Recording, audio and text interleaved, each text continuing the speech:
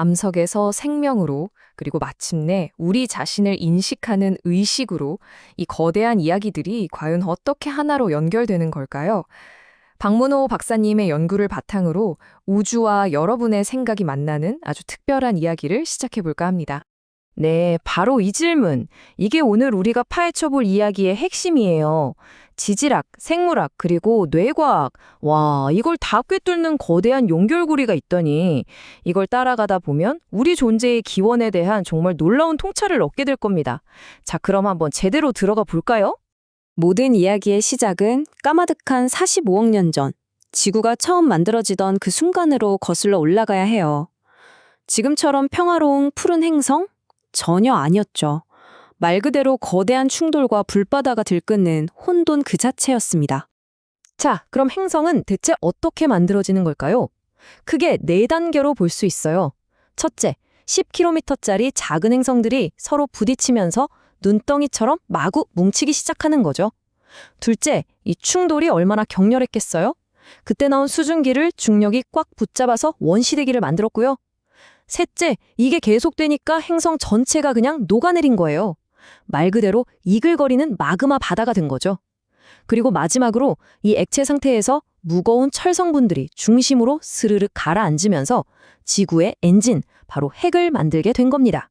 지구 중심을 보면요, 핵이 2개나 있어요. 엄청난 압력 때문에 꽝꽝 얼어붙은 고체 내핵이 있고 그 주변을 액체 상태의 외핵이 감싸고 있죠.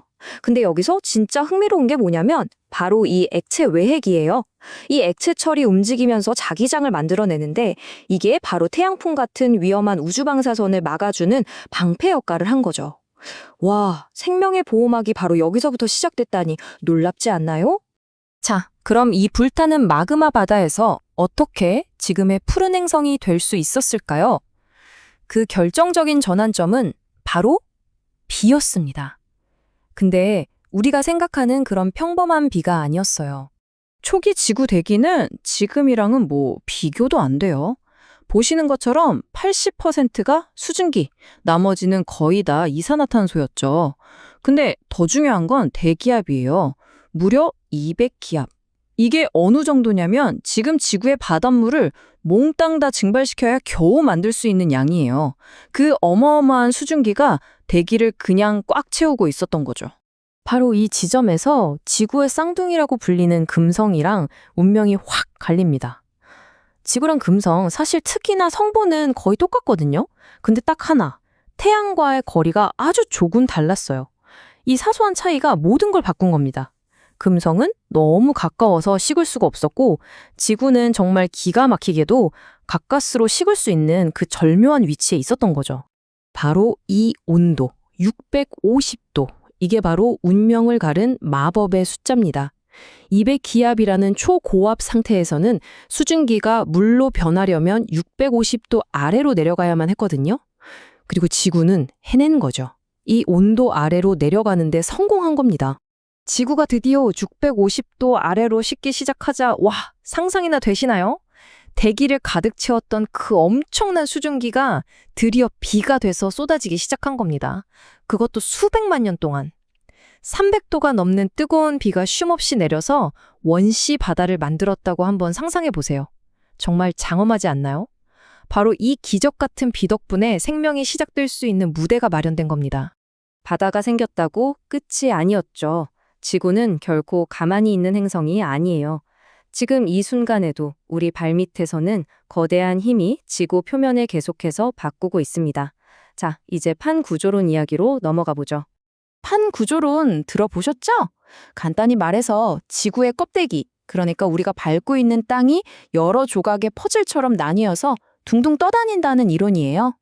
대륙이 왜 움직이는지, 지진이나 화산은 왜 일어나는지를 설명하는 지질학의 정말 핵심적인 아이디어죠.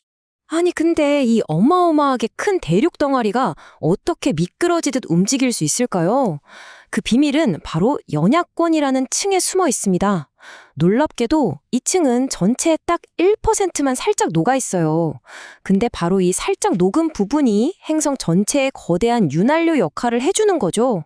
덕분에 그 위에 있는 단단한 판들이 스르륵 움직일 수 있는 거고요.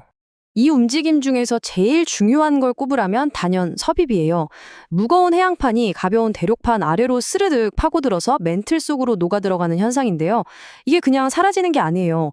오래된 땅을 녹여서 재활용하고 그게 다시 마그마가 돼서 새로운 화산이랑 땅을 만드는 말 그대로 지구의 거대한 재활용 시스템인 셈이죠.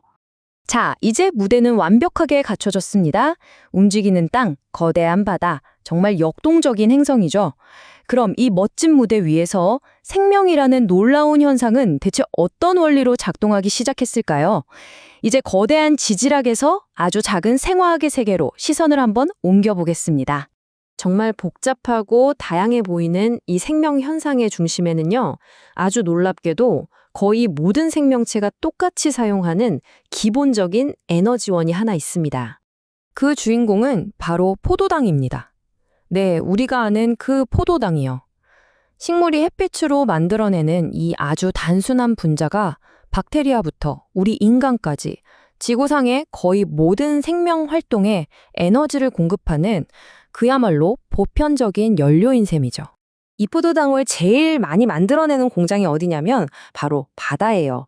우리 눈에는 보이지도 않는 작은 식물성 플랑크톤들이 광합성을 하거든요.